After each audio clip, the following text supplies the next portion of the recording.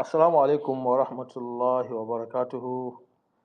Uh, you're well welcome. Muna ma kowa barka da zuwa. Za mu yi ƙoƙari mu yi magana basically da Hausa, saboda ina ga shi ne abin da ya fi muhimmanci, kuma ƙila akwai abubuwan da muke so mu tattauna da ba dole ba ne mu yi su da wani yare ko abu makamancin haka. All in all, we would be, sandwiching, or rather switching between English and Hausa, but basically the speech is going to be in Hausa. We welcome each and everyone to the space. While I await our esteemed speakers,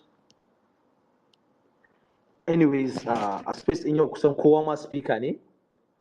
Gaskiya saboda Allah muna so kowa, as much as we can go, kowa ya samu daman yin magana. Ba zai yiwu kowa da kowa ya samu magana ba, definitely, amma za mu iya ƙoƙari. Saboda haka ɗaya daga cikin underlying guidelines ɗin shine da Allah idan muka baka minti ɗaya kai magana, kai ƙoƙari kai magana a minti ɗaya. Idan aka baka minti biyu, kai ƙoƙari kai magana a minti biyu, saboda mu samu wasu 'yan uwa su ma su yi magana.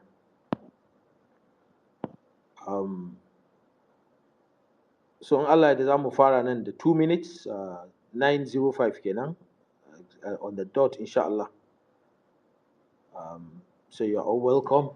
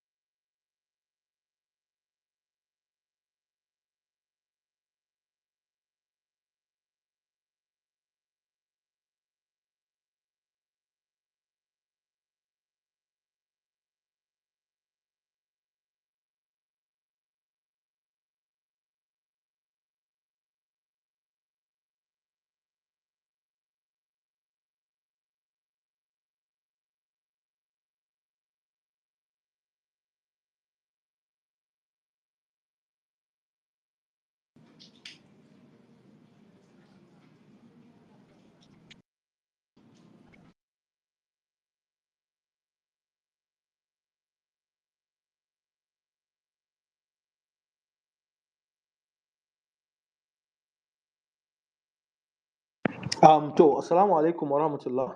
Kamar yadda na yi gabatarwa a gurguje, insha Allah zan kuma yin gabatarwa wannan karan a gurguje shi ma.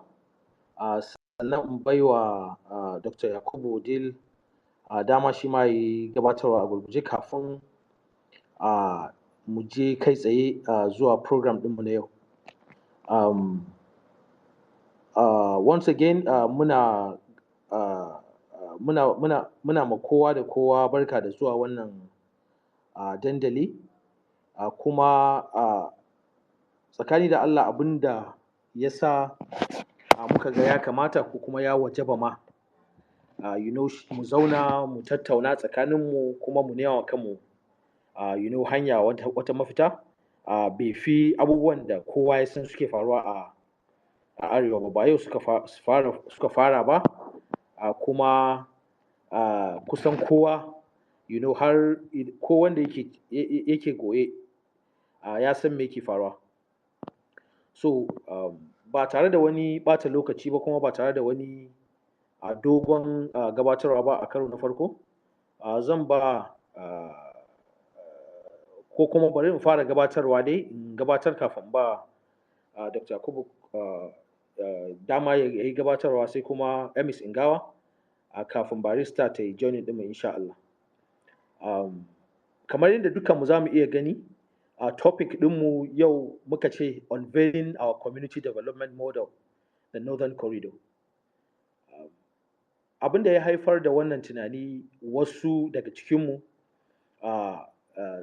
sun zauna ba sau ɗaya ba sau biyu ba, kuma an yi tuntuntuni akan yanayi da abubuwan da ke faruwa a arewa. Kowa ya san halin da muka shiga na ƙuncin rayuwa, na rashin tsaro, na talauci da sauransu, wanda da yawanmu mun taso gaskiya a cikin wannan yanayi ne.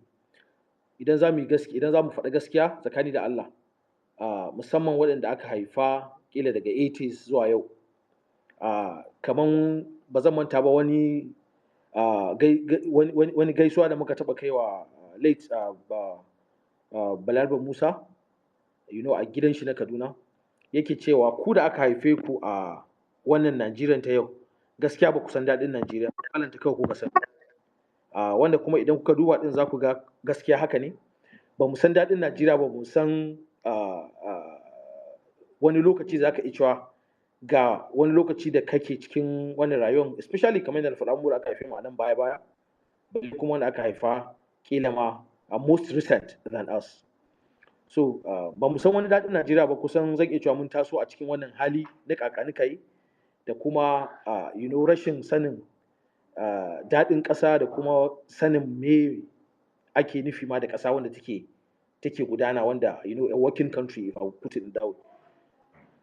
So ba abu ne da ya fara yau, abu ne wanda da yawan mun tsinci kanmu a ciki, amma kuma ba shi yake nufin kuma za mu ci gaba da zama a cikin wani halin da muke ciki ba. Dole ne a karan kanmu mu zauna, mu nema wa kanmu mafita, mu yi tunani, tunda Allah Ubangiji ya hore mana ƙwaƙwalwa ta tunani, ya ba mu wasu damammaki da za mu yi amfani da su, musamman a rayuwar da ake ciki a yau, da za mu iya haɗa kanmu, haɗa junanmu tare da bambancin ƙasashen da muke da sauransu, mu zauna mu tattauna. Wannan idea na Northern Corridor a haka ya fara. A gurguje zan je cikin concept ɗin. So the concept na Northern Corridor shine community development model. Model ne da wasu suka zauna, da ni a ciki, da wasu mu a ciki da suke wannan space, wasu ma ba sa nan. Aka zauna muka yi tunanin, to ta yaya za mu fuskanci matsalolin da ake ciki a arewa. They are multifaceted kamar yadda muka faɗa. Matsaloli ne wanda suna da ɗumbin yawa, suna da yawan gaske, kuma ba yau suka fara ba. Ba matsala ɗaya ba ce, ba biyu ba, ba uku ba. Kuma duk wanda muka ɗauka a ciki babban matsala ce. Duk wanda muka ɗauka a ciki ita ma babban matsala ce a karan kanta. Saboda haka aiki ne na jama'a masu yawa. It's a job that all of us have to come together and look at it in a holistic manner. Bring our expertise, our skills, bring our knowledge, all together and see how do we forge ahead. Ta yaya za mu nema kan mafita? So a gurguje kamar da na faɗa, concept ɗin shine community development model ne wanda muke so mu amfani da misali masallatai ko ku a'a wasu wuraren taro da mutanenmu suke taruwa mafi yawa ya zama kamar shine organizational cells din, ya zama kamar shine tushe na kowane community. Misali unguwanni, muka fara da unguwa ɗaya, unguwa biyu, unguwa uku, ƙananan unguwanni. Of course mun sani kowane unguwa za mu ga tana da masallaci, tana da wani wuri da ake taruwa. Amma mun yi amfani da masallaci ba wai saboda wannan concept ɗin kaɗai ba musulmai ba ne, tsakani da Allah. Saboda muna da wanda ba musulmai ba a cikinmu a arewa, kuma muna tare, kuma matsalolin duk tare muke fuskanta da su. Akwai waɗanda suka nuna interest a ciki, wanda I'm sure wasu suna ciki wanda su ma ba musulmai ba ne, amma yan arewa ne kuma suka nuna su ma suna da interest a wannan tafiyan da su. Saboda haka da na ce masallatai a matsayin organizational cells, ba ina nufin strictly masallatai ba, a'a inda dai jama'a suka fi taruwa, masallatai, a'a wurin bauta, ko ko a community halls misali. So vision din shine me mahangar mu mahangar shine to improve socio-economic well-being of the northern Nigerian communities through grassroots development initiatives led by local mosques. Shine mahangar. Kowa ya rike wannan a cikin zuciyar shi. Mahangar mu shine ta yaya za mu zo mu haɗa ƙarfi da ƙarfe, mu duba yanayin da ake ciki a al'umma, mu kuma ta yaya wannan al'umman za ta fuskanci matsalolinmu daga grassroots, daga tushe, kuma tushen al'umma shine communities ɗinmu. Ta yaya za mu zo mu zauna gaba ɗayanmu, ta yaya za mu nema mu kan mafita daga tushenmu. Mission ɗinmu kuma shine we leveraging on the existing mosque network to facilitate community-driven projects, focusing on education, infrastructure, skill acquisition, youth empowerment, and morality. Shine mission ɗin. Shine babban manufa da muke so mu ga mun yi amfani da shi, ko kuma mu ce mun riska. Structure ɗin organization ɗin shine, babban structure ɗin shine akwai central committee. Aikin wannan committee, central committee din shine providing overreaching governance, strategic direction, and support to the community cells. Saboda haka muna da central community, wannan babban aikin da za ta yi wannan committee din shine ta yaya za ta ba da shugabanci, da strategy da kuma direction ma ƙananan communities wanda suke nan.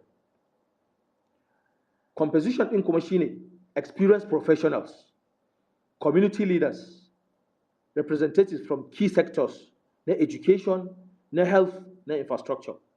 Wallahi abin da zai ba mu mamaki shine akwai wanda already, saboda invitations da aka tura musu before yau, da yawa waɗanda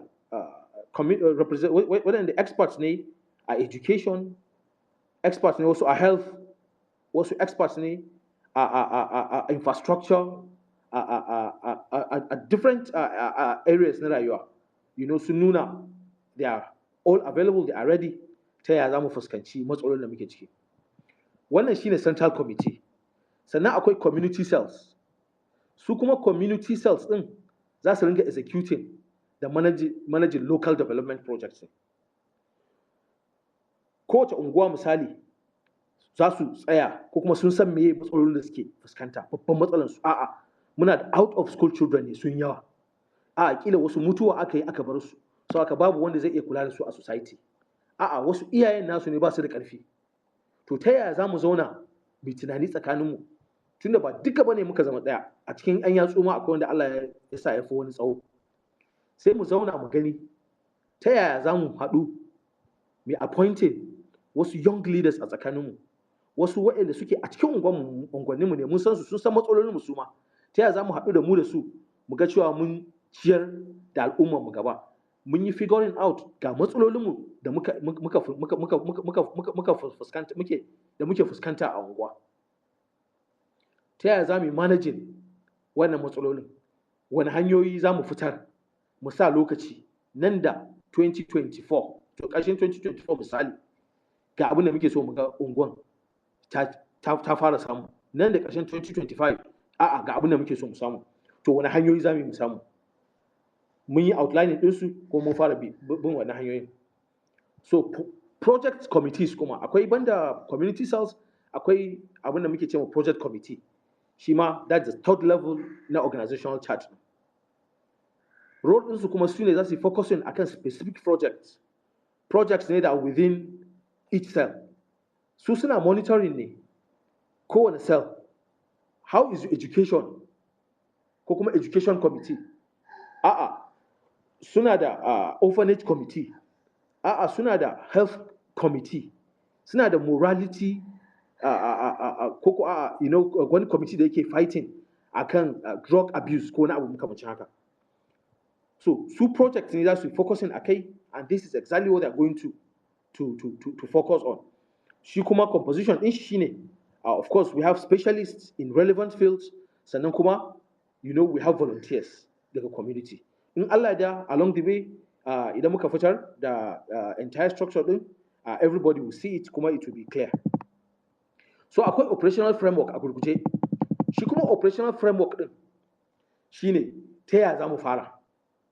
Mun san matsalolinmu dai, kuma mun san da waye a tsakaninmu a cikin unguwa za mu iya fuskanta mu haɗu da su, mu haɗu da juna, mu ga cewa mun reaching out to certain people a cikin unguwanni.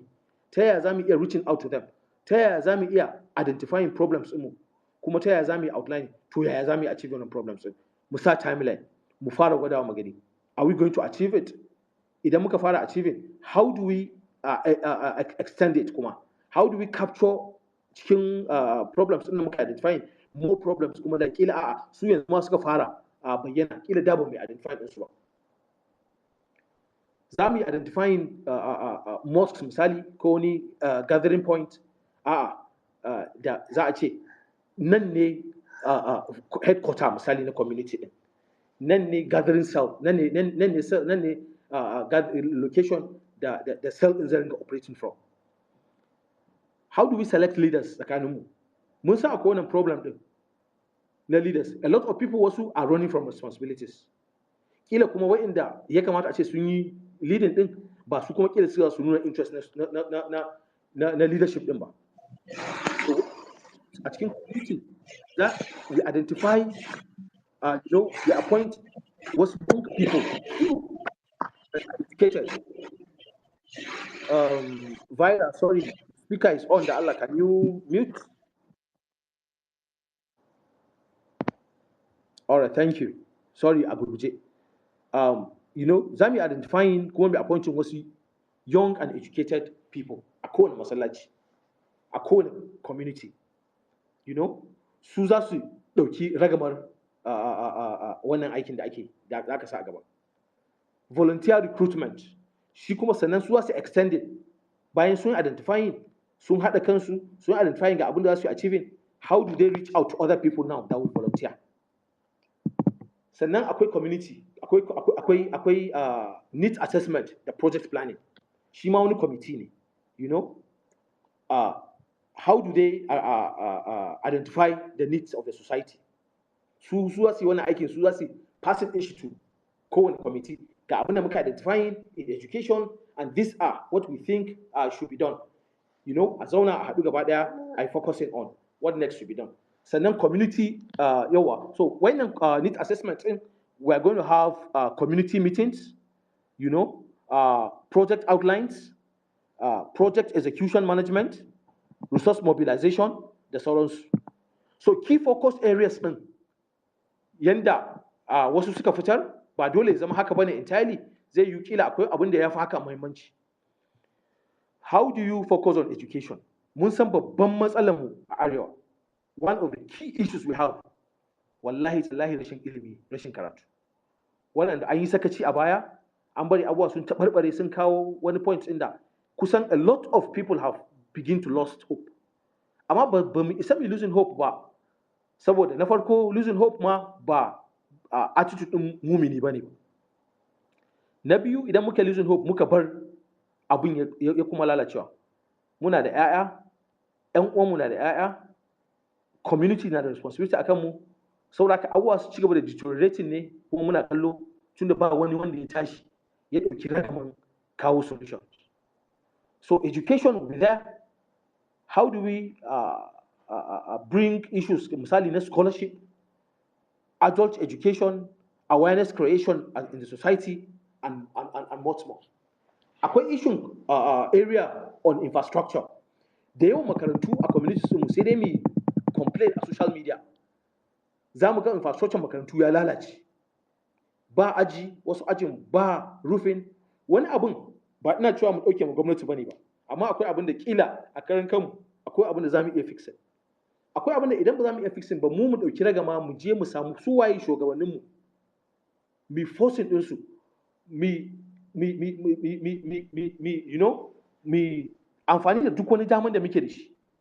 Media outreach ne, publicity ne, consultations one on one ne, visitation ne, cewa gafa taɓarɓarewan educational infrastructure a society ɗinmu. So haka you have to come in ko kuma wani abu makamancin haka. Public facilities shi ma they are there. Ishin su ruwa da muke amfani da shi abu ne wanda da yawa ana ganin kamar ba matsala ba ce, amma record da yawa yana nunawa daga WHO, especially a northern Nigeria, matsalolin da ake samu na rashin lafiya wallahi majorly daga rashin ruwa ne. Ruwan rijiya, ruwan bohol misali, wasu kwata-kwata ba su da kowanne source of water. Shi ma wani matsala ne wanda dole mu sashi a ciki, kuma an yi capture ɗin shi a ciki. Akwai issues in skill acquisition. Ta yaya za mu amfani da damammakin da muke da shi mu bringing up ideas on training centers, workshops ne, seminars ne da za mu yi amfani da shi. Other youth empowerment activities, mentorship programs, youth clubs da sauransu. Waɗanda suke rayuwa a other parts of Nigeria za su ga wani abin na faruwa da yawa. Wanda muke zama su a ƙasa ɗaya, wanda suke kudancin Najeriya, wallahi wannan na ɗaya cikin abin da suke yi. Kamar zan iya faɗa a Rivers State, akwai unguwannin da duk abin da ya taso, kafin ma mutanen unguwan ko abin security ne misali, sun yi experiencing akwai wasu new people da suka zo suka kama haya a wani gida, and they don't know where they came from, ba san komai akan su ba. Akwai wanda suna da responsibility automatically, su zaje su same su, su nemi having full information, because of course they are registered, kuma suna da wannan daman, suna da lauyoyinsu, suna da sauransu, su amfani da daman da suke da shi, su protecting society su da sauransu. Duka wannan idan muka je akwai issue funding da sustainability. Duk wannan ideas din, how do we fund all these ideas? How do we sustain them? Da wasu da wa'annan, da wasu da muka ambata anan, da wanda ba ambata ba, shine abin da ya tara mu anan. Zan tsaya anan saboda na ba da overall background ne. Abin da nake fata shine background ɗin da na bayar zai ba mu idea on this is exactly what we are facing. How do we come together, to bring a solution to the challenges we have? Yaya implementation timetable ɗinmu or timeline ɗinmu zai zama? How do you begin to monitor what we have put in place? Kai zama kawai gathering ne, meetings muka yi kawai muka tashi. Ko mun karantan abun kuwa. How do we look at it on our own? Kuma how do we bring solutions to it? Zan tsaya a nan, na ci minti 20 har da biyu ina magana. Zan ba Dr. Yakubu Wudil dama ya yi magana a gurguje, sai mu buɗe channel mu fara sauraron jama'a da kuma input ɗinsu. Fatan Allah ya sa abin da za mu tattauna ya amfani mu gaba ɗaya. Doctor, da Allah, you have the floor. To, masha Allah, Dr. Abubakar Hidima, thank you very much da wannan bayani gamsashe da kai.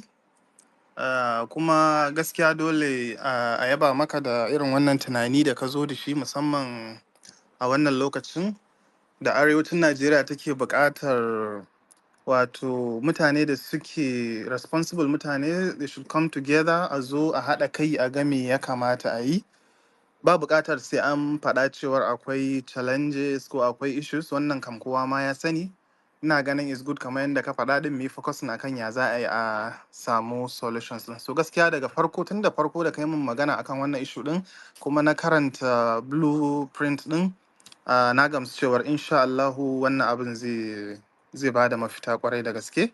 Kamar yadda na fara ma magana, babban abin idan an ɗauko irin wannan issue din, issue ne na sustainability. Shi nake fara tambaya, ya za a yi abin da aka fara, ba kawai misali an ɗan fara shi fafafafa lokaci ɗaya biyu shikenan an tsaya ba, ya zama sustainable.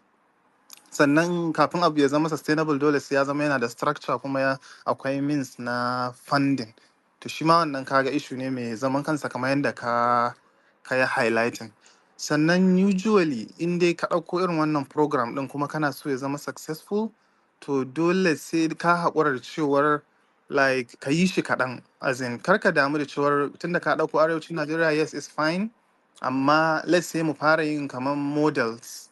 Misali idan aka samu wasu 'yan unguwanni, ko da a cikin wasu kaɗan maybe daga Kano, Jigawa, Kaduna, Katsina, Zamfara, 'yan wasu unguwanni kaɗan aka ɗan fara kamar sampling. Na tabbatar insha Allahu idan aka ga yadda abin ya yi nasara, to abin a hankali kuma za a samu diffusion na abin to other states, har abin ya zama, tunda su ake dai zama sustainable, har bayan mu insha Allah ya zama an ɗore. Wannan yana da matuƙar mahimmanci kwarai da gaske. Kuma kamar yadda ka ce, sectors ɗin suna da yawa. Misali issue na security, issue na education. In ka ɗauki education kawai ma ka ce za ka masa aiki, like sai dai ka yi iyayenka.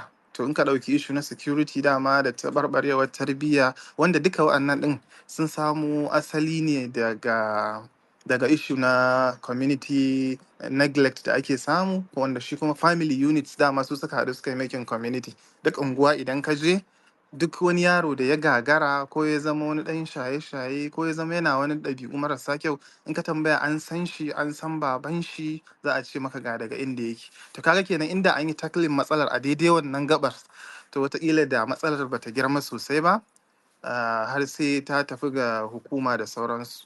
Su kansu gwamnatoci dole a ƙara jan hankalinsu, ya zama wannan gabar suna bata muhimmanci sosai. Level na masu unguwanni, level na masallatai din kamar yadda ka faɗa, ya zama akwai kwamiti masu ƙarfi na mutane masu mutunci, wanda za su iya gaya wa kowa ya ji, sa a yi su sa a bari a bari.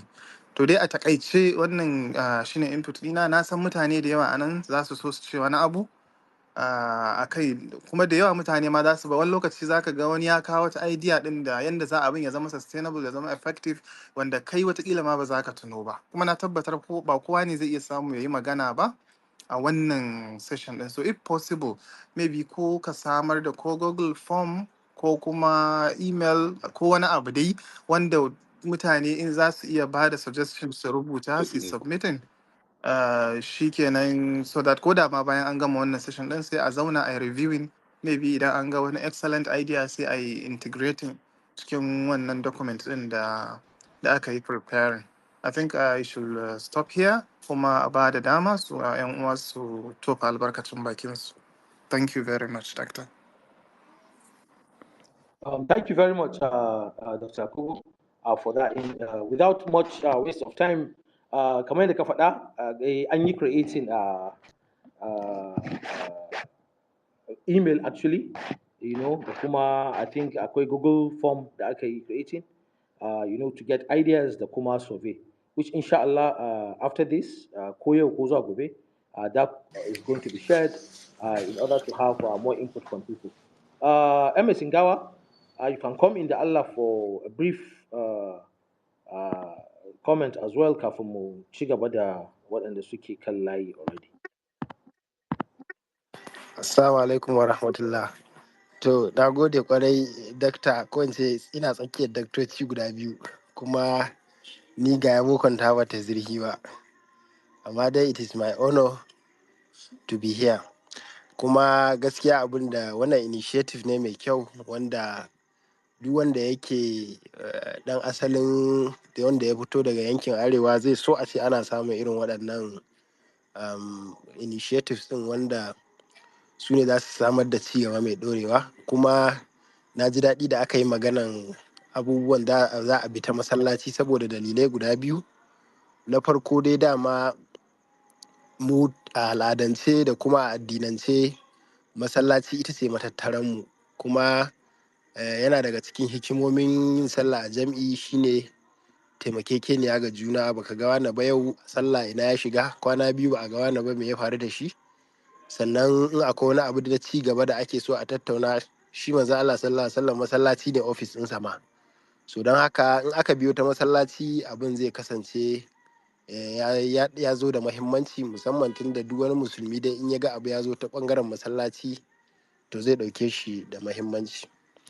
Kuma kamar yadda Dr. Yakubu ya magana cewa sustainability is key ko akan kowane abu da ake so a yi, saboda ko a addinance ma an ce abu ko mun kankanta shi ya fi a ci gaba da yi maimakon a ɗebo da yawa a zo a gagara yi.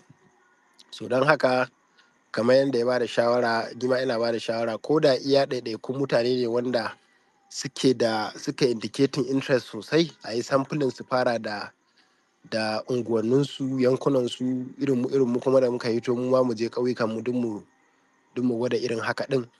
Kuma dalilin da kai abin masallaci, kaga abin zai ya hada da malamai waɗanda su ne wanda kusan za a ce ake dan respecting a cikin al'umma.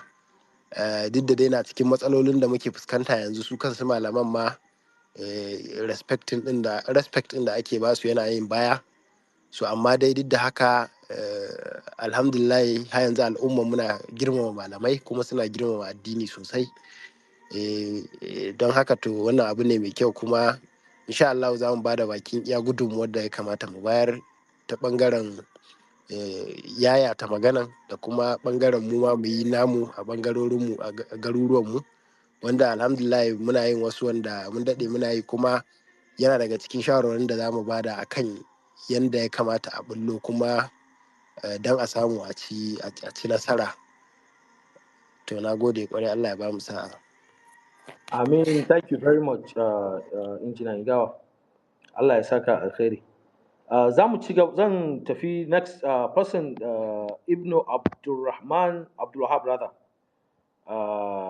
Ibn Abdulwahab, you have the floor.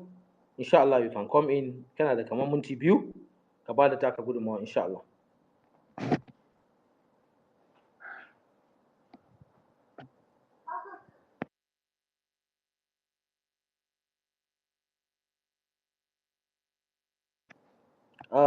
Ibn Abdulwahab, kana ji? Ba san ko akwai mai jin shi ba idan yana magana, dan ni dai kan ba na jin shi. Amma he's unmuted. Ingawa da Allah, kuna jin shi? Gaskiya ba ma ji. Da Allah za ka iya maybe ko sauka sai ka ƙara requesting, inshallah I will come for you, inshallah. Akwai it's scholar, ban san sunan ba, but inshallah you have the floor, you have 2 minutes. Za ka iya shigowa, muna buƙatan gudunmawanka, inshallah. Thank you very much for the opportunity. I regard this as a signal of honor and privilege. Well, na ji daɗi sosai da na ga wannan kan batu da ake tattaunawa, musamman abin da ya shafi community development. So abin da yake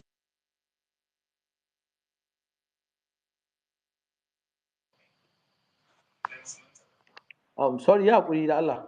I mistakenly muted you. Ya haƙuri. Oh, okay. So abin da yake faruwa shine already irin wannan communities din, zan iya cewa akwai wuraren da sun fara yin irin wannan abubuwa, amma kuma ba za a ce wai is congregational ba, irin a ce wai gaba ɗaya arewa ne ba. A'a, misali community din da nake, ko kuma in ce community din da na baro, tunda yanzu bana arewa gaskiya akwai irin wannan society din da mu muka initiating din shi. So abin da muka fara shine akwai youth matasa wayanda suke da ilimi kuma suke da jajircewa wurin ganin sun kawo ci gaba a cikin unguwa, sai aka haɗa kai aka kafa ƙungiya.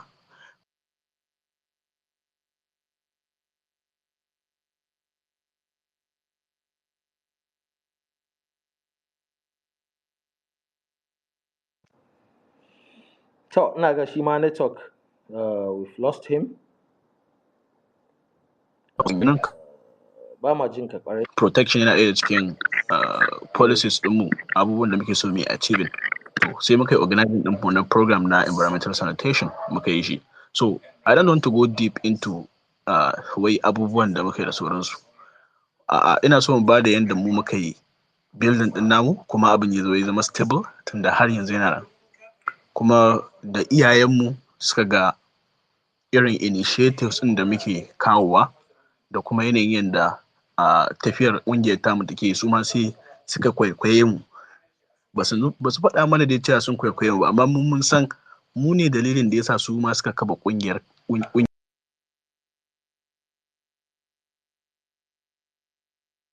da kake lidin ta dattijai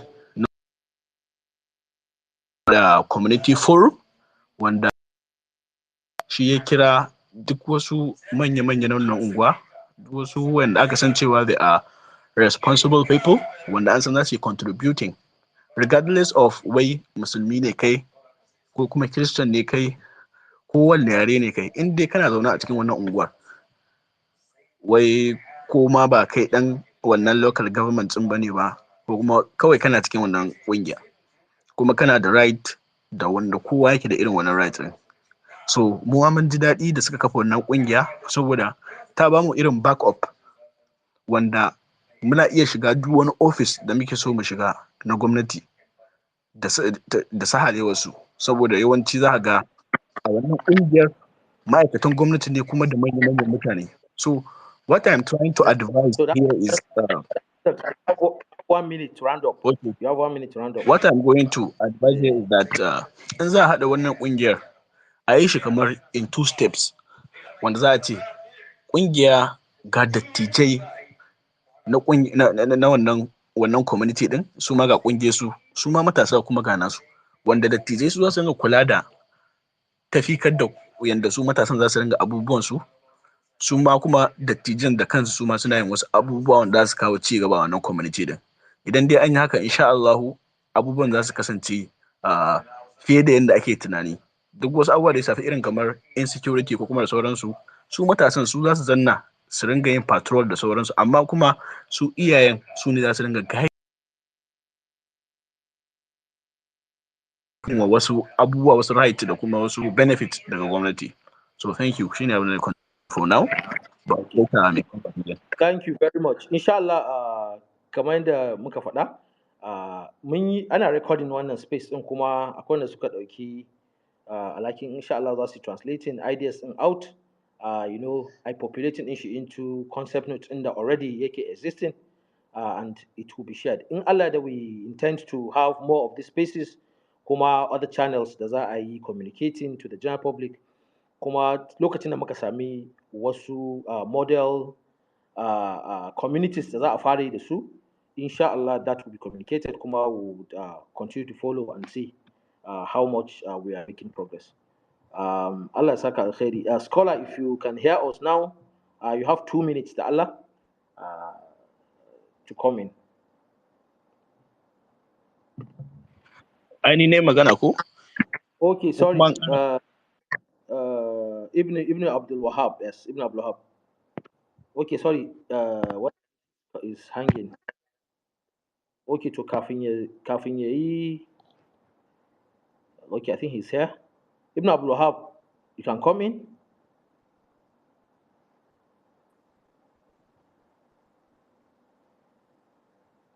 Yeah.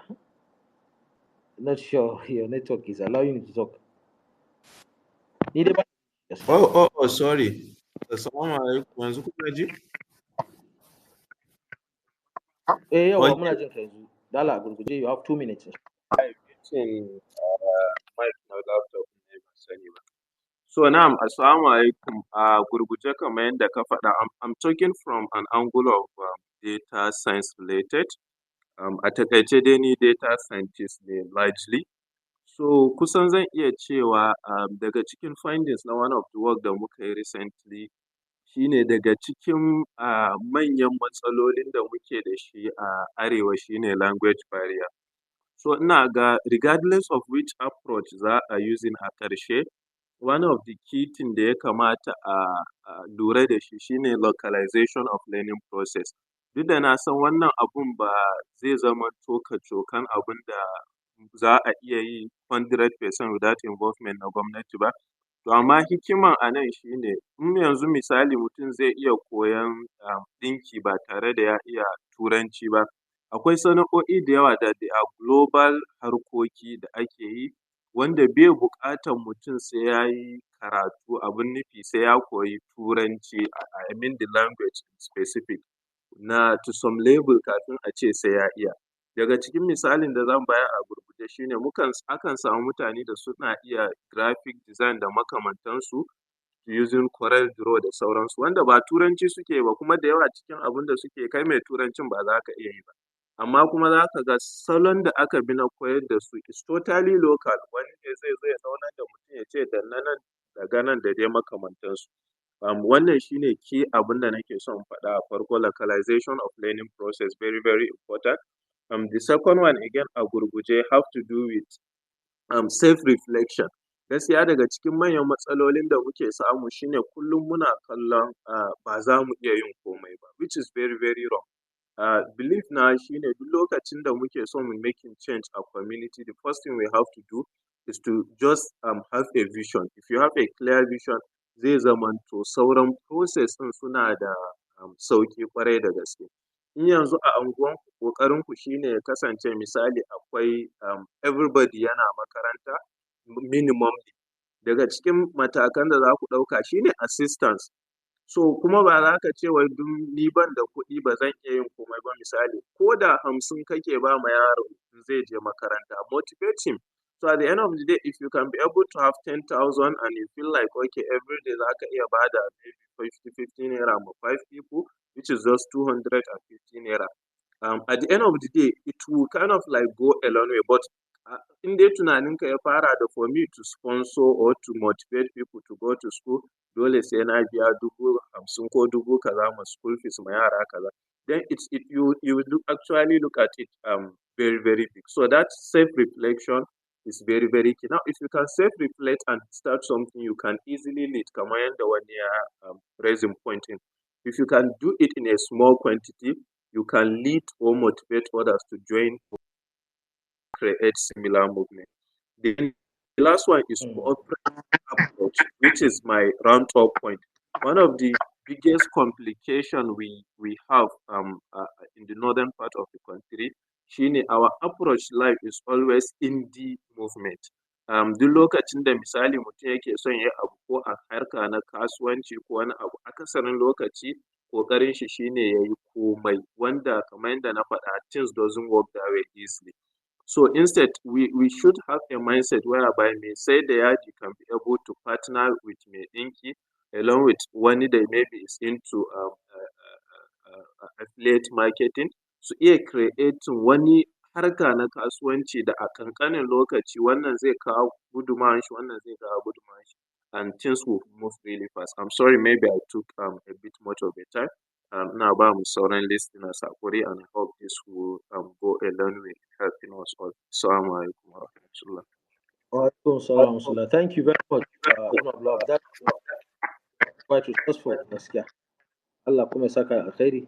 Inshallah, that's well noted, and za a ɗauki notes, as I said.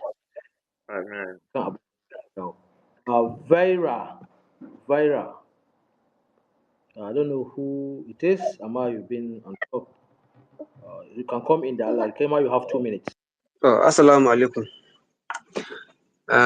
Ina ma Dr. Hikima Ngaba da Dr. Yakub gaisuwa da kuma gabaki daya. Can you guys hear me? kuna ji na? We can hear you. Muna jinka. Okay, okay, okay. Yeah, due to time constraint, let me just focus on two particular sector. Gaskiya Arewa, number one, iliminmu ya is so below par. Understand? Kuma musamman ma ta fannin science. Sai ka cewa gabaki ɗaya yanayin science namu na Arewa, kowa bai so ya bada hankali ta fannin science ɗin. Kuma yanzu na kula science gaskiya shine yake developing duniya da sauransu a baki ɗaya. So I think we have to venture into that. Then I have to say something is that doctor, in terms of that community education and development, I'm a graduate of pure and applied physics.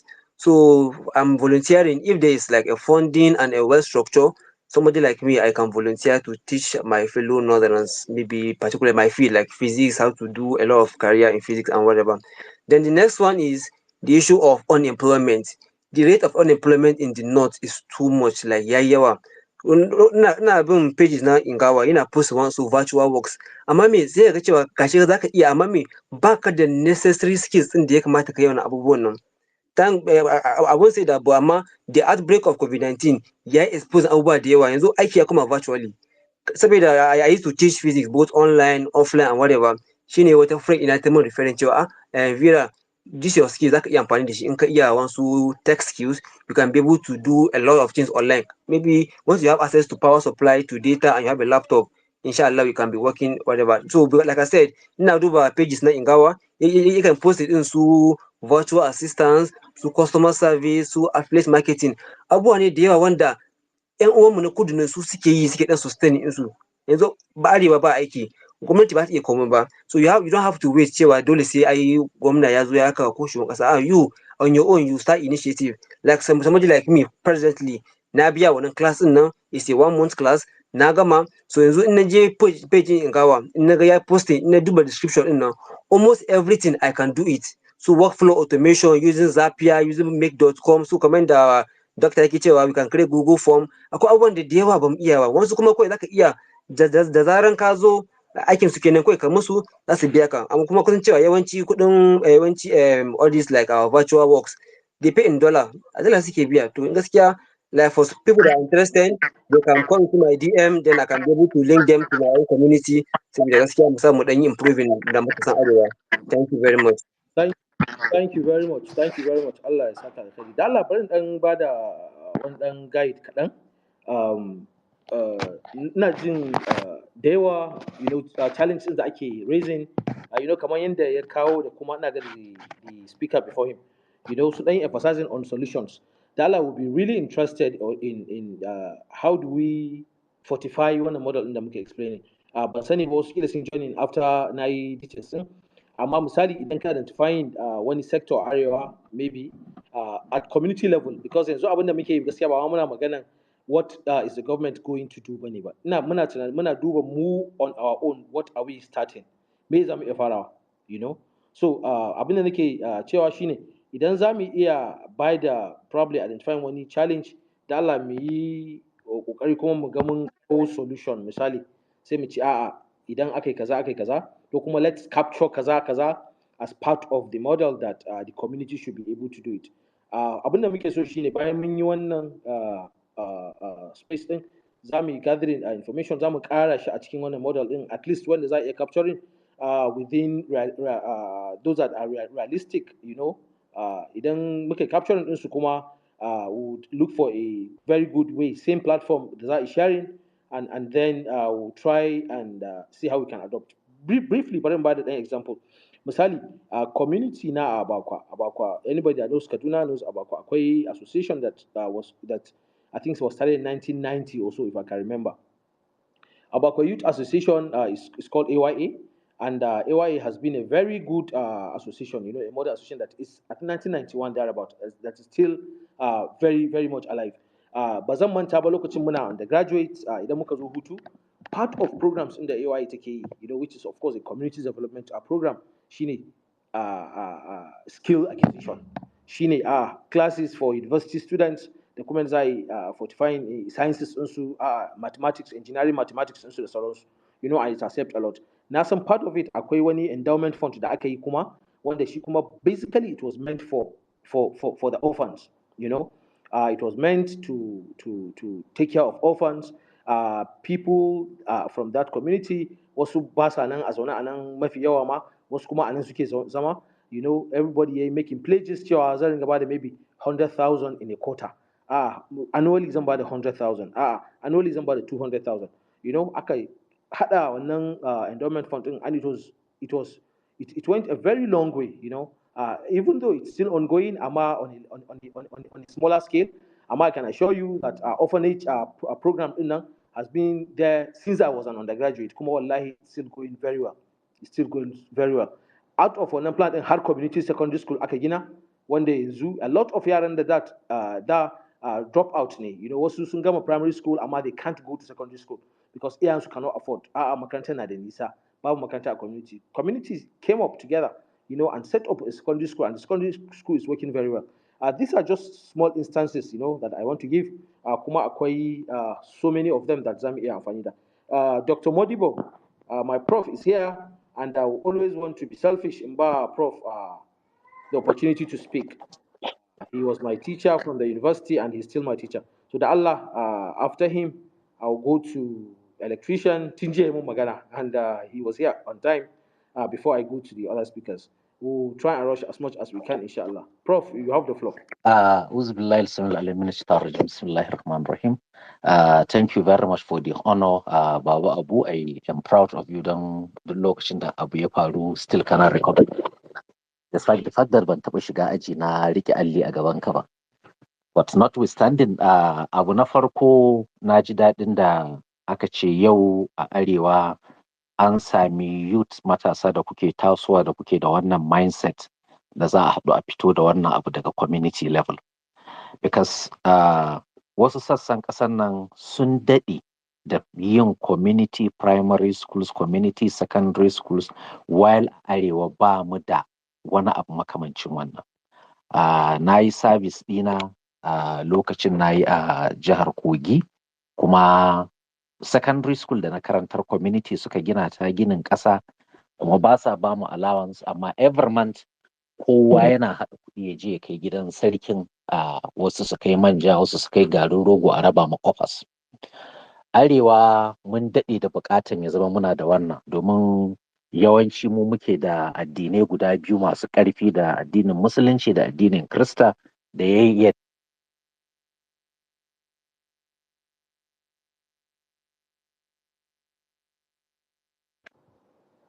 kamar mun yi losing prof ko? Ni ina jin ku, kuna ji na? Yau ka dawo, muna jin Okay, fine. To kamar yadda na ce, alhamdulahi, ni zan ba da shawara in 2 lines. Ɗaya daga cikin shawaran Dr. Wudil ya faɗa, cewa yanzu a yi streamlining a kalli major challenges ɗin da suke gabanmu, wanda sai mu ce shine main focus na reactivation. Why I use the word reactivation, idan ka tafi communities da yawa za ka je ka tarar suna da community associations. Government ma suna da department na community and social development, wanda za ka ga kusan kowane gari suna da irin wannan, amma associations ɗin ba sa aiki. Wannan shine gaskiyar mu. Wasu sun dogara ne su kira ran da aka kawo taimako daga gwamnati kawai a taru a yi mitin a raba, ko kuma in wani abu ya faru a tashi a yi mitin a gari haya daga nan kuma abun ya kwanta. So muka ɗauki focus 2 ko 3 a yanzu, aka ce to za a yi reviving ɗinsu, kowane community association da suke in existence su koma su ba security a priority, koma su ba out of school children priority, koma a ba health da kuma skill acquisition, for instance. Saboda in aka tsaya a wannan kaɗai aka yi focusing, to za a fi ganin meaningful impact within wani lokaci kankani, sannan kuma sauran challenges ɗin waɗannan su za su yi radiating su kawo control a kansu. Kamar lokacin da ake ƙoƙarin tallafawa out of school children, kaga zai haɗa har da kila almajirai ma da suke unguwan, wani alaramma ya zo ya tara su ba sa komai, community za su iya cewa okay, to mu mun yadda su tafi su je su shiga primary, za mu tara kuɗi mai musu uniform, something like that. Sannan abu na biyu da na ji daɗi a kai shine idan at your age group ya zama ku ne kuka zama committed to it, to za a sami fahimta da yaddan kan cewa za a yi. Domin mutanen mu a karkara mutanenmu a karkara har yanzu suna da belief na yadda da ɗan boko, duk da with apology ina cikin 'yan bokon kila kuma 'yan bokon sun cuce su sun ba da su. Amma a karkara har yanzu suna da belief in yara matasa 'yan boko suka haɗu to za su iya kawo wani meaningful abu kuma in sun yi magana ana sauraron su.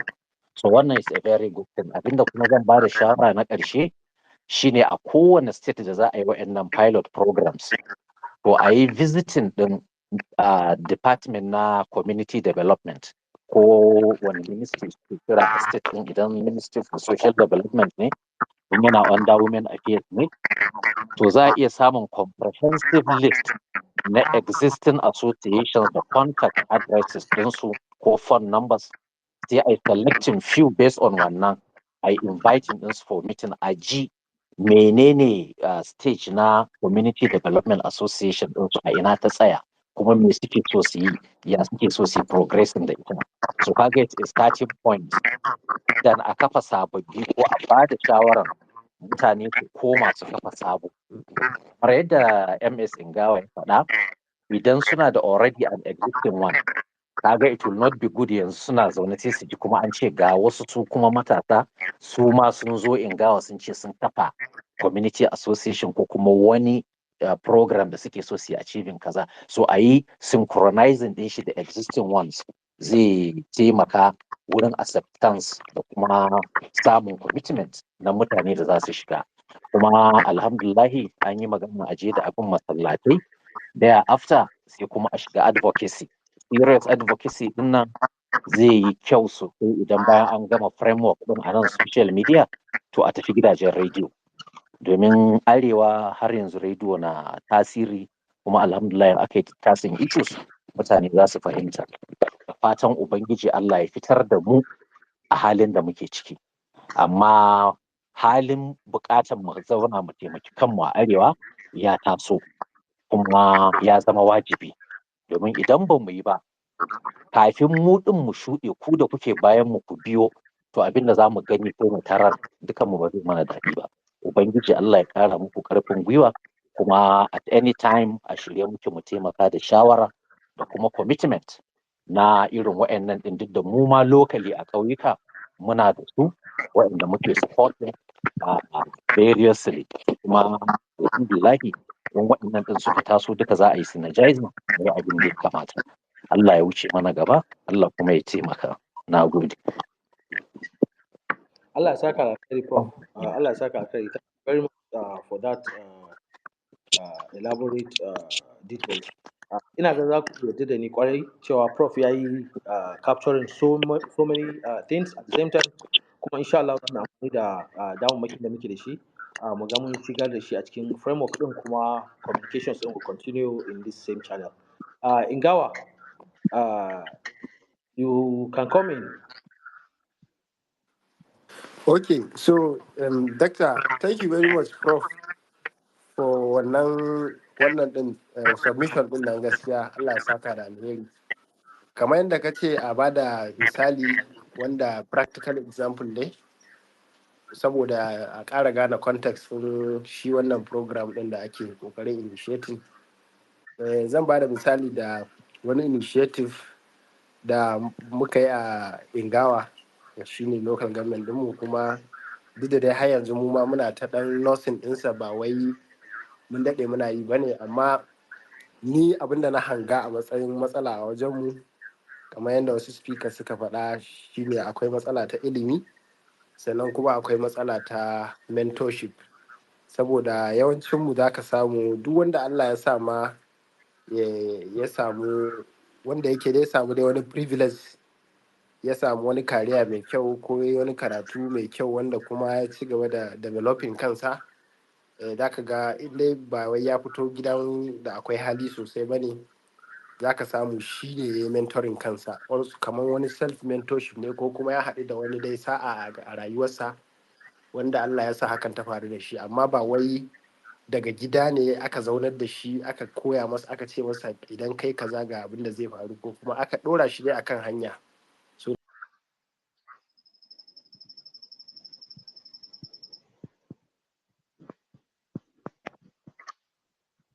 Hello, Ingawa. wanda Ka dan bace. Yawa.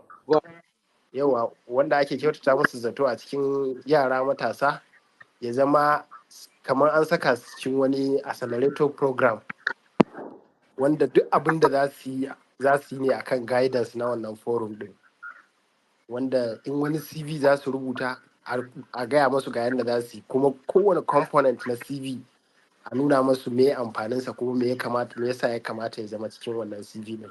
In wani course ya kamata a dinga dora su kan hanyoyin trainings and developments, ko da online free courses ne da ke YouTube, a ce masu kai tun da kayi course kaza ka dage ka dinga yin wannan courses din, kuma ka dinga following wannan career path din, saboda irin courses ɗinka shine sustainable career path da ya kamata idan ka bi. So ina ga wannan mentorship, coaching and mentorship, abin ya taimaka sosai, saboda kusan yanzu yaranmu da yawa wanda aka ɗauka wanda ba su fi su 7 ba, za ka samu duk waɗannan basic abubuwa ɗin sun hau kan wannan layin. So idan aka ƙara ɗaukan wani ɓangare shi ma aka yi the same abu, ba dole sai an ɗiba da yawa ba. Kamar yadda na faɗa, mu wanda muka ɗauka gaba ɗayansu su 7 ne, kuma alhamdulillah za mu iya cewa it is not the same as yanda suka kafin su fara wannan accelerator program.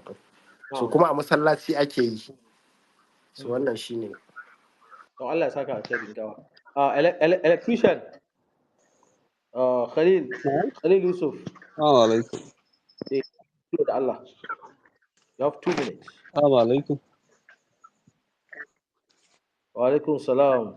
Yau barkanmu da dare. Ni issue din da zai raja mata ina so at least a ce this initiative a ce ai focusing at least a cikin abubuwan da za mu ɗauka a ce akwai insecurity. So shine majority in misali aikin hannu kake yi, dole dai sai da zaman lafiya sannan za ka samu ka je inda za ka yi aikin hannu. Haka zalika in noma ne, in ma makaranta za ka je, dole sai da.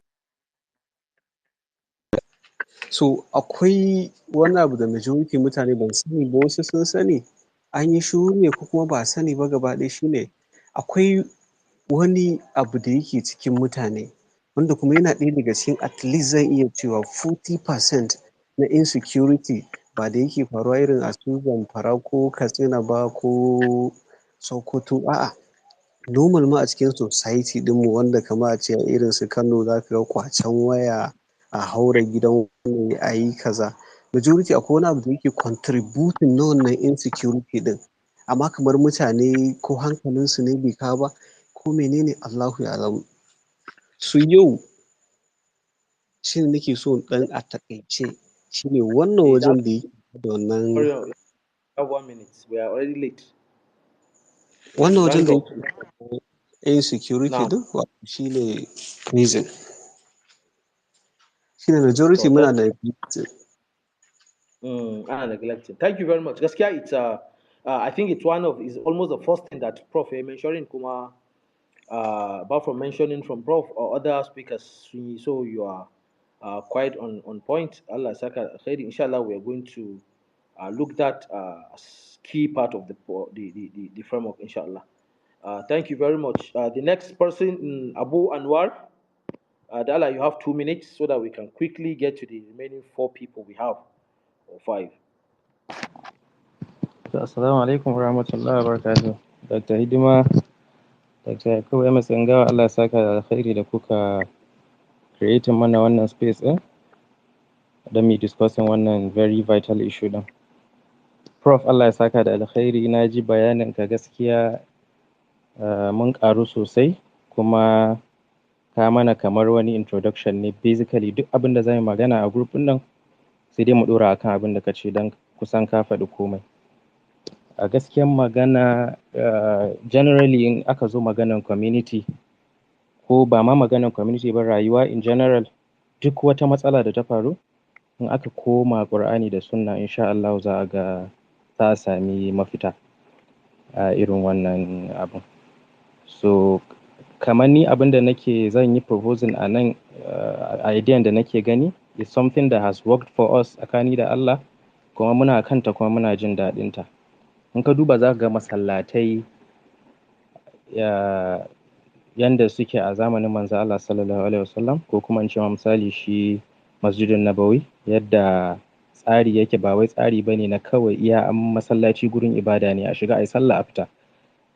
Za ka ga cewa community ne da ake zuwa a zo za a tattauna, makaranta ce, kuma nan kamar shine seat of government. Saboda haka kamar yanzu mu da muke ƙoƙarin muna so mu yi wani mu shirya kanmu mu matasa, ya zama muna tafiyar da wasu al'amura bisa tsari. Akwai wata daga cikin idea da mutum zai samu is kamar masallaci, kuma masallaci guri ne inda ake haɗuwa sau 5 a rana. Indai kuna maƙwataka da juna, in Allah ya yarda, indai mutum yana nan ko da ya fita ya dawo, da wuya a ce ya rasa sallah ko da guda 2 ne a rana a wannan masallacin. Saboda haka it's a very good place da za a iya amfani da shi a riga tattauna matsaloli. So gaskiya mu zan yi a gurguje tun da ba ni da lokaci sosai. So gaskiya na'am, yadda muka mai da masallaci, an mai da shi kamar wata ƙaramar gwamnati ce, 'yar ƙarama a cikin unguwa. Saboda ba wani issue da yake tasowa ko wani abu da ba za a koma masallaci a tattauna shi ba. So za ka ga akwai contribution da ake yi shi a nan masallacin, wanda hatta da marayu na unguwa akwai waɗanda ake biya wa kuɗin makaranta.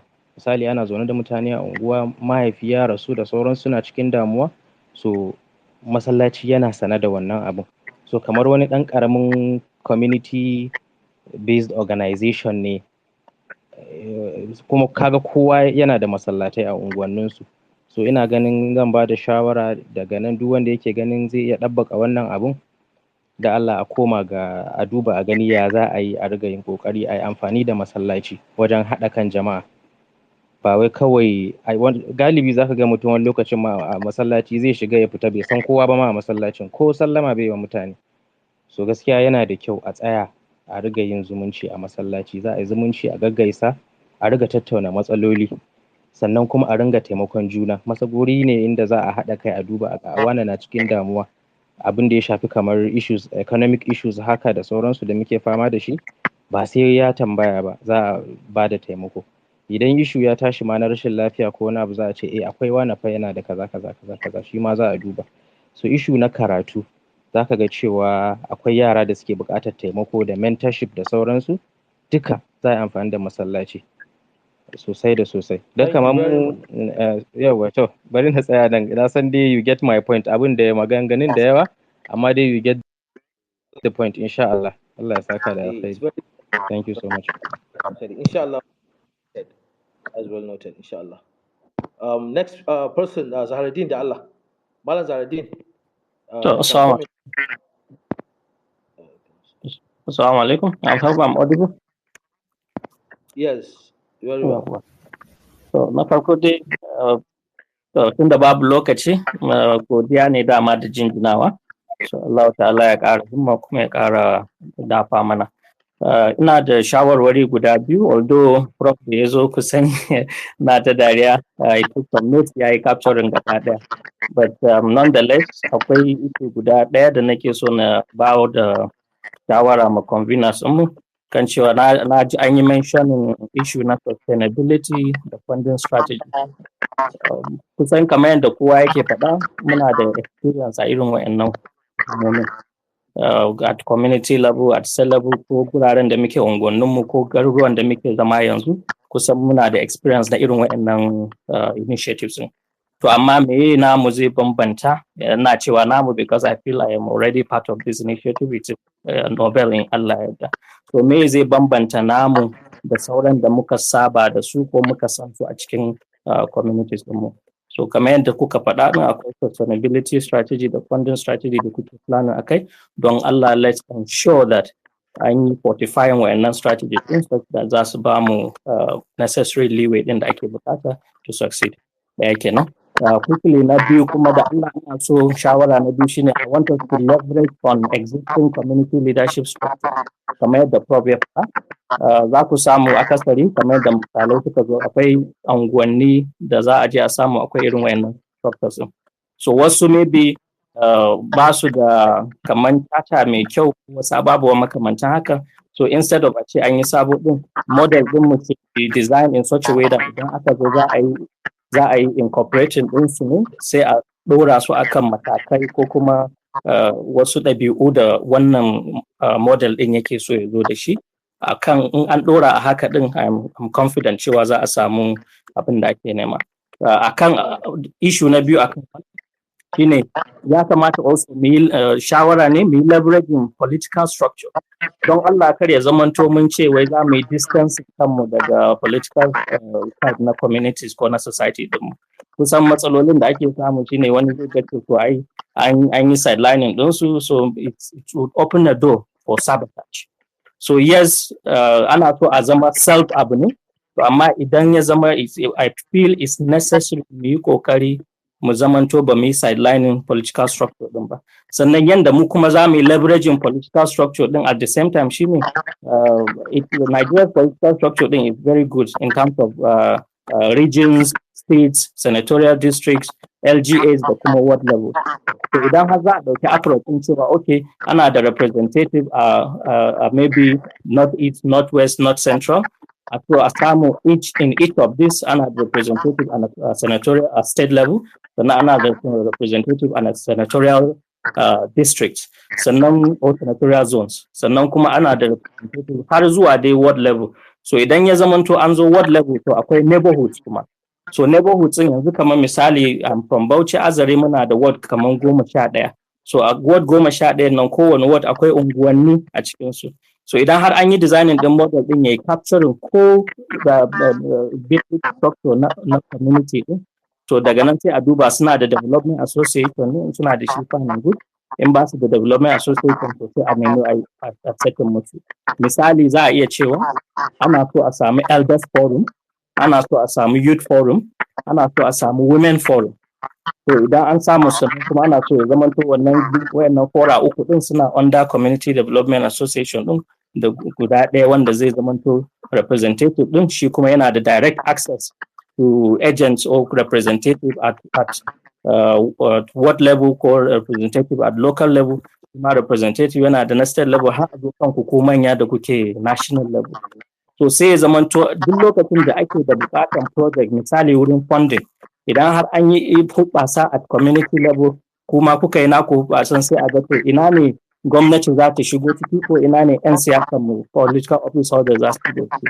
Kamar yadda prof ya bada misali, irin wayannan aka je ministries za a iya samun relevant information da data da ake bukata to plan or to carry out certain activities and projects.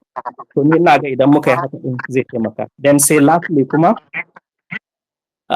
na so na ba da shawaran cewa akwai bukatan ya zamanto an fi ba da emphasis din karkara. Sabila da kamar yadda muka faɗa, kamar da kuma ka ba da misali AYA ɗinku, an samu ci gaba sosai ta wannan bangaren. Amma in muka duba za mu ga cewa maybe akwai elites da yawa a wurinku, akwai kuma yanayin yadda aka samu aka yi structuring ɗinka. To amma aka je karkara ɗin, in ba wai an samu wannan ɗan bokon da prof ya ba da misali, matasa 'yan bokon aka ɗora su akan project ɗin ba, to sai ku ga an yi ta kokuwa su yi tsammanin wannan an zo musu ne kamar regular abin siyasa shekara 2, 3, 4 an gama an tafi. So muna ba da shawara idan dai har za a samu wanda za a ɗora shi maybe agents at state levels da za su shiga wa'annan communities din, su yi identifying wa'annan ƙananan details din, ya zamanto in za a ɗaura su to an fara ne tun daga anguwanni da suke cikin ward, an samu kuma matasa tsayayyu wayanda suka da certain level of western education, kuma za a aminta da su, in ma training za a ƙara musu a ɗan ƙara musu, zamanto su ne za su rika asalin key implementation na ababuwa ɗin with strict supervision at each level har zuwa. Thank you very much, Zahraddin. Thank you very much. I have personally sent you a message. I would send step notes in the Mikidishi. Kuma gaskiya, you have brought in a very, very important framework that I'm adding. I'm not cutting it short about anything, but because to give other people time. I assure you, this is well noted. Kuma in Allah, that we're going to work together to work on this framework with these details that you bring. Allah saka maka da alkhairi. Thank you very much. Quickly, I'm going to the next person. I think Ali. The Allah, you have 2 minutes. Strictly this time around, I'll be meeting someone, the Allah, after 2 minutes, so that we give the other people. It's already past 10. We wanted to stop exactly at 10. My 16 minutes past 10. So the Allah, we're trying to rush maybe 10:30 if we're able to finish. Ali Mandia, right?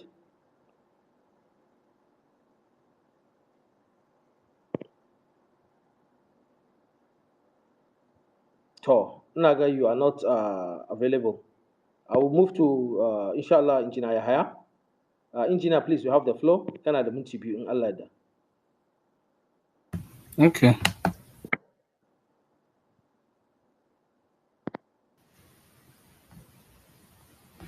Assalamu alaikum. Wa alaikum salam.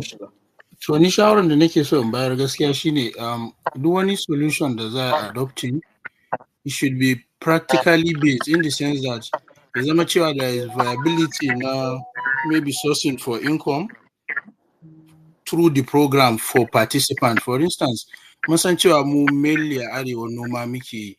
So it's good maybe in ma za mu kawo program a yi convincing mutane akan modern ways na yin noma, ko kuma a ɗan kawo program da zai ɗan fara koya 1 or 2 modern ways na yin noma. Through that, at least you can convince people about the needs, just schools, you're learning more of that. Then secondly, sannan kuma another thing da nake tunani shine we need to adopt some models. For instance, ni kun ga ina bin mostly Chinese yanda suke introducing sciences da sauransu to yaransu. They go to the barest minimum, see irin maybe toys haka wanda zai iya nuna scientific principle. In kana magana akan optics yanzu, they can have 1 or 2 toy da zai iya koya ma yara about optics.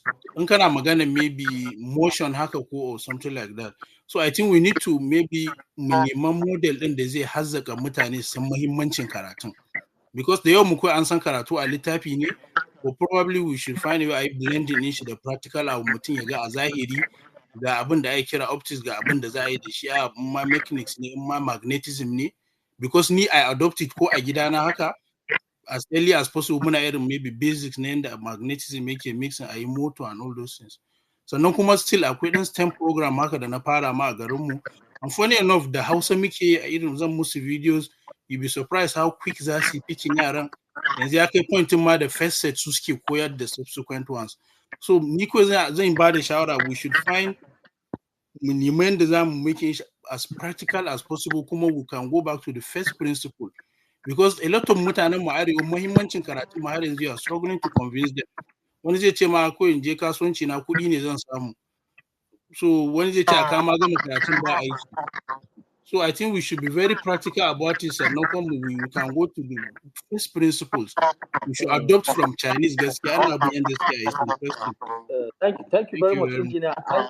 Inshallah, the fact that we have you in the space, kuma ga experience ɗinka and where you are able to implement some of it, inshallah, we would sincerely need your contribution in the framework, especially in education. Kamar yadda ka faɗa, tiniest cell in the muke da, the smallest cell in the muke in the community, that's basically most of where we lost it. So we have to start working on that, Kuma. I think that's very important. I'm welcoming Barrister Aisha Haman.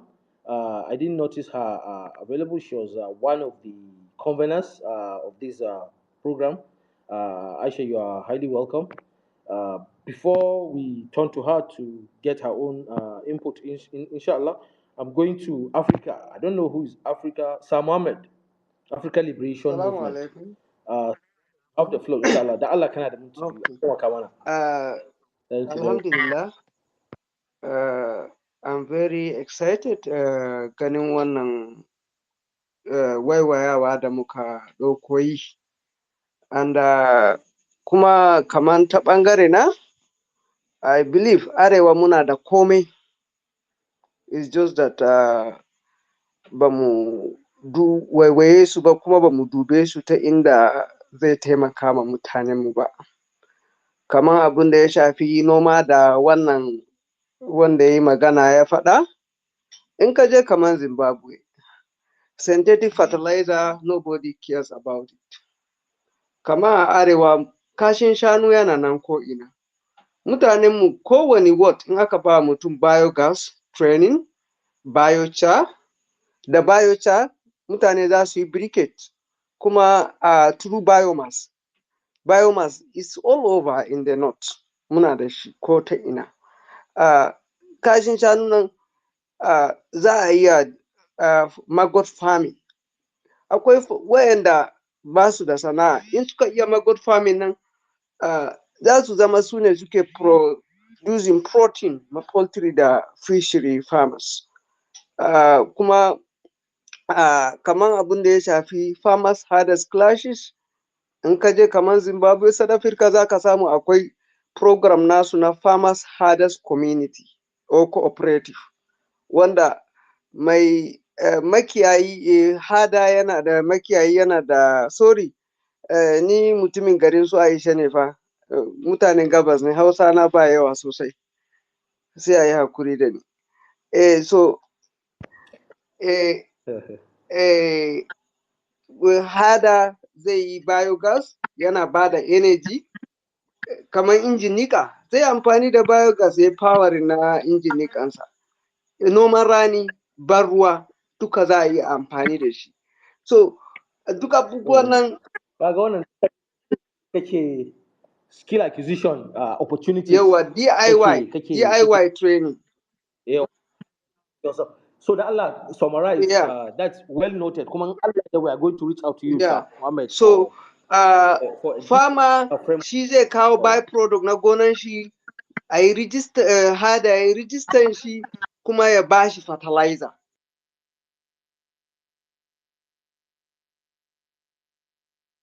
Kai mutu nawa ko?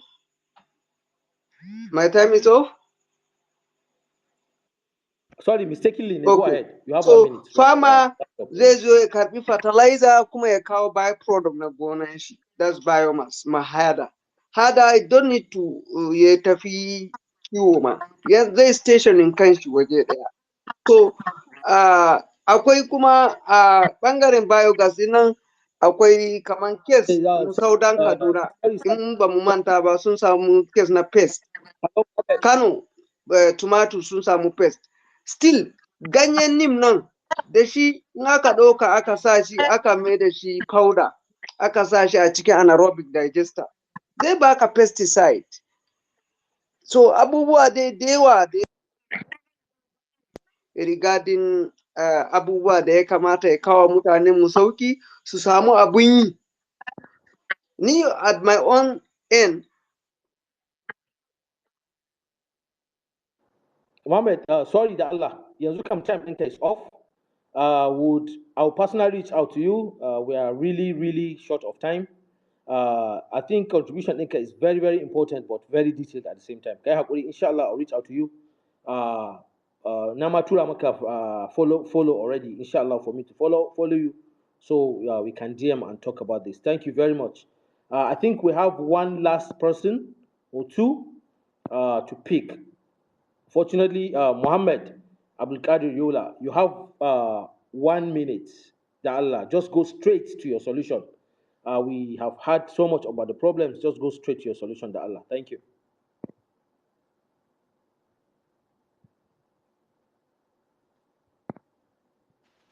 Okay. In short,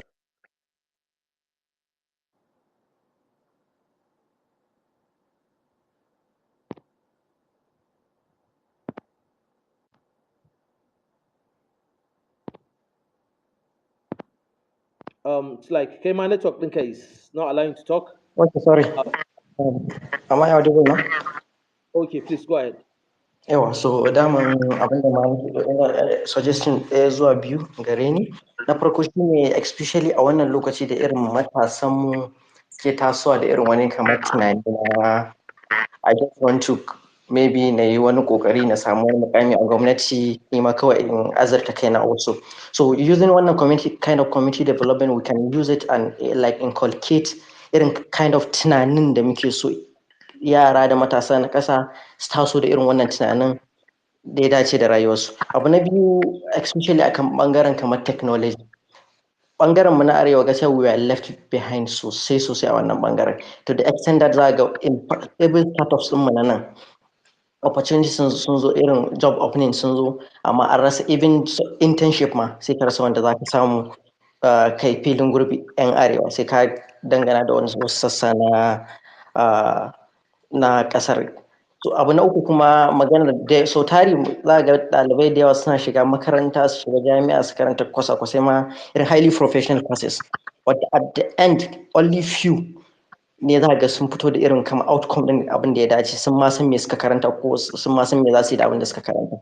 Majority kawai tunanin shine in fito in samu aiki an da kama wa kaina mafita da ma wasu a community. So duk irin waɗannan abubuwan zai taimaka sosai wajen canza tunanin matasan mu insha Allah. I think let me stop here because of time. Thank you very much. Thank you very much, Engineer. That's well noted. The next person is Barrister Baban Yara. Da Allah, you have 2 minutes, Kaima, to quickly contribute. Assalamu alaikum. Wa alaikum salam. Thank you, Doctor. I was even trying to type in the comment my little suggestion. I think everything has been said. It's just for me to kindly encourage you, the conveners, please, to keep this on the repeat so that it will nationally become like, sorry, ina ta yi da turanci, ya zama kaman tsari ne da zai taimake mu in ana maimaita shi, ana ƙara inda malamai suke cewa shajja'a mu muna yi, because a lot of these things da ake faɗa da yawa ana yi already. So idan har aka samu ana yi yau da gobe, mutane zai zama kaman jiki a wajen mutane. Ko yanzu mutum kusan 100 da wani abu ne a cikin wannan meeting ɗin. In yau za a ce a cikinmu kowa zai ba da wani ɗan contribution, musamman financial contribution, ba ƙaramin abu zai iya creating ba. A ce monthly ko da a ce 2,000 ne za mu bayar. In good 1 year, we can build a structure at least at worst. Abin nan. Sannan kuma ina ganin each of us in ana maimaita wannan a ƙara maybe nuna mana cewa privilege ne Allah ya ɗauko mu, ko da some of us nan wasu maybe they are from privileged families, but za ka samu wasu daga cikin mu, like me to say, za ka samu cikin ku 100 ko kaza a garinku ko a ƙauyenku Allah ya fito da kai ya sa ka fahimci wani abu. So in ka ɗauka cewa wannan kaman amana ne Allah ya baka, ba wai ka fi kowa bane, wataƙila kun taso ma wani ya fi ka. So in Allah ya fitar da kai, akwai wannan burden ɗin akan kanka, ka koma ka ga me za ka ma wannan society. Ni na ga wanda an ɗauko shi yaro ne yana zuwa wajen late brother ɗina, yanzu yana ƙasar waje, kuma shi ya training ɗin shi, ko ina je zai ce I'm proud of this boy. Ni ne training ɗin shi, ya je shi yana ma PhD yanzu. So to me ina ganin in har za mu koma individually muna ƙoƙarin mu ɗauka cewa dukkanmu amana ne Allah ya bamu. Allah ya ɗauko ka zama lawyer a cikin garin ku, wataƙila duk garin ku babu, tunda mu bamu da 'yan bokon da yawa, ko ka zama engineer ko ka zama kaza. Mu ɗauka cewa kowa Allah ya bashi amana ne, kuma Allah ne ya baka wani privilege ka fito a cikin 'yan uwanka, kai ƙoƙari kar ka zama kai ne kai kaɗai kawai. Allah ya sa mu dace. Sorry. Thank you very much. Thank you very much, Barrister. Allah ya saka alkhairi. I think the last person we are picking among those that suke da speaker already, Ismail, Dala, you have 2 minutes as well. Sai mu koma wurin Barrister Aisha ta mana round closing remark, inshallah, and then we call it a day. Ismail. Assalamu alaikum, can you hear me? Walaikum salam. Yes, loud and clear, Ismail. Okay.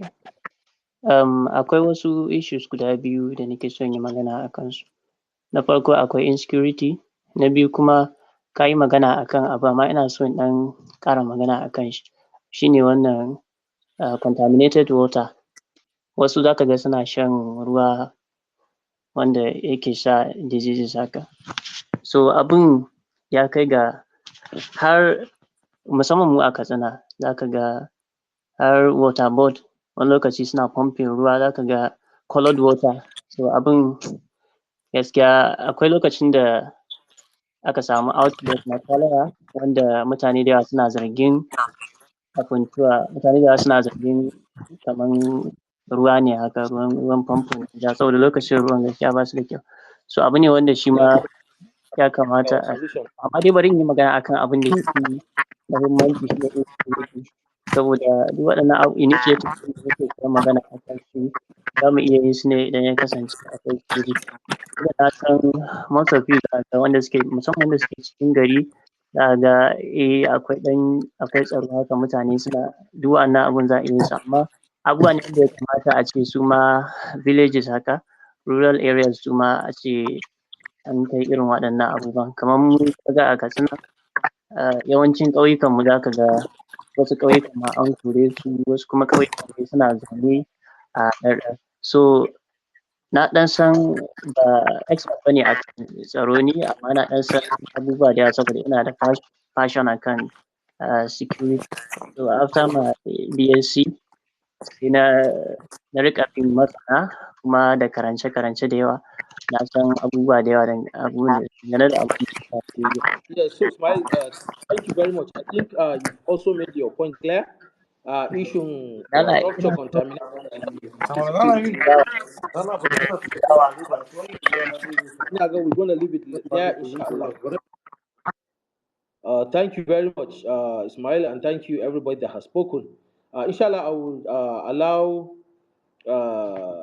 Barrister Aisha to give us her closing remark. Nasan she joined us not at the beginning. I think network issues also. As I said, she's one of the covenants of this. Her passion for growth na Arewa da kuma solving challenges. Inshallah, this is just one of what we are going to unveil on our platform. There will be more of them coming. Inshallah, towards dukan mu hada karfi da karfe mu ga mi facing challenges mu na Arewa. Barrister, you have the floor da Allah. Masha Allah, Assalamu alaikum. Alaikum salam wa rahmatullah. Apologies, I had an emergency ne, so I had to attend to it. Ban shigo da wuri ba. I have missed the most part of the discussion, but I'm glad that Naji solutions and the Akai preferring, which are in line with some of the things that you already have in the document that you shared.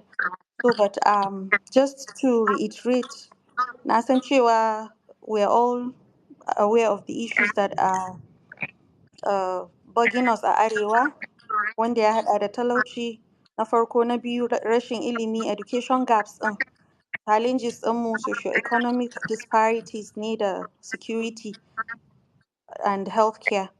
So one thing I would like to say is that idan ana so abun nan ya zamana cewa an samu solution da zai zama sustainable, we have to do a participatory approach wanda zai zama community members su ne za su dinga faɗan problems ɗinsu, sannan kuma suna providing solutions ɗin da za mu iya leveraging on, mu amfani da shi mu nemi councils da forums a communities ɗin da za su zama voice, su dinga kawowa ana saurara, ana neman musu solutions we that are a little bit more privileged than them.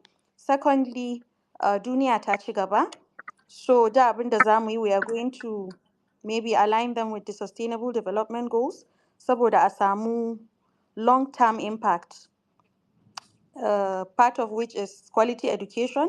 Idan kai solving matsalan rashin ilimi a Arewa, ko in ce aka samu ingantaccen ilimi a Arewa, za ka ga cewa ka yi solving almost 40% of the problem, saboda almajiranci, barace-barace, tallace-tallace da sauran abubuwa da suke faruwa yake sa yara suna tasowa cikin matsi ko damuwa, shine yake ƙara breaking society ɗinmu.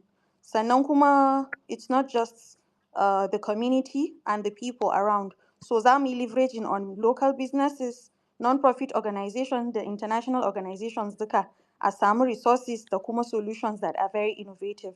Sannan in muna yin abubuwan nan, dole we have to develop our regional problems ɗinmu are different from what we have in the southwest. They are different from what we have in the southeast. Nigeria ƙasa ne babba, sai kowa yana da akwai diversity. So in za mu yi developing solutions, we have to do them in accordance with our culture and tradition da kuma religious practices ɗinmu. So basically dai these are the things that I will say. Na san an yi magana akan dole za a yi agricultural initiatives, akwai youth empowerment, akwai infrastructure development, which I am glad that some of our governors in the northwest especially suna yin ƙoƙari iya yanda ya kamata, sai dai abin da ba za a rasa ba da ɗan gyarace-gyarace. Sannan kuma za a yi monitoring and evaluation, su impact assessment da sauransu. So basically these are the things that I wanted to say. Na san cewa dai maybe wasu sun yi magana a kan shi. And I'll yield the mic to Doctor. Thank you. Thank you very much, Barrister. Kwarai an yi magana a kan su, amma your contribution also is as well valuable. Insha Allah za mu, kamar yadda na faɗa, mun so mu tsaya at 10 o'clock. But the fact that a lot of people, have been sending requests na ta ƙarawa, right now ina da other 3 requests, but I'm sorry I cannot entertain. Ku yi haƙuri ba don ba a buƙatar contribution ɗinku ba ne, saboda lokaci ne, gobe Monday mutane za su tafi ayyuka and all that. So insha Allah za mu ƙoƙari mu tsaya a nan. Abin da kawai zan ce da ƙarshe shine, mun gode kwarai, Allah ya saka ma kowa da alkhairi, wanda suka joining da wanda kuma maybe suka joining ba wasu yin contributions ɗinsu, amma saboda wasu reasons kila ba su zauna da mu har zuwa ƙarshe ba. In Allah da, kamar yadda na faɗa already, na tura ma akwai quite some people that made contributions, kuma na yi noting ɗinsu down. I'm going to send requests insha Allah to them, da kuma to put them out as a framework, mu ga yadda za mu yi synchronizing with what already is available. Kamar da kuma Barrister Baban Yara and others have made the plea that this should be a continuous thing. Inshallah, it's going to be har zuwa mu ga sanda Allah zai sa mu cimma gaci on the plans that we have and what we want to achieve together. Fatan mu Allah Ubangiji ya duba zukatanmu da niyyarmu na ciyar da ƙasarmu gaba, musamman yankinmu na Arewa, ya kuma dafa mana, saboda abubuwan kam na da yawa kuma ƙarfinmu bai isa ba. Allah ya saka ma kowa da alkhairi. Thank you very much, Dr. Yakubu Odil, MS Ngawa, for co-hosting together with Aisha Hamma. Allah ya saka muku da alkhairi, and everybody that has contributed. Prof. Usman Modibo also for honoring us as our teacher and our mentor at all times. Allah ya saka da alkhairi, and every other person da ba zan iya acknowledging all of us ba. Thank you very much, kuma mun gode. Inshallah, that's the end of today's session. Wishing everybody a happy week ahead. Assalamu alaikum wa rahmatullah. Wa alaikum assalam.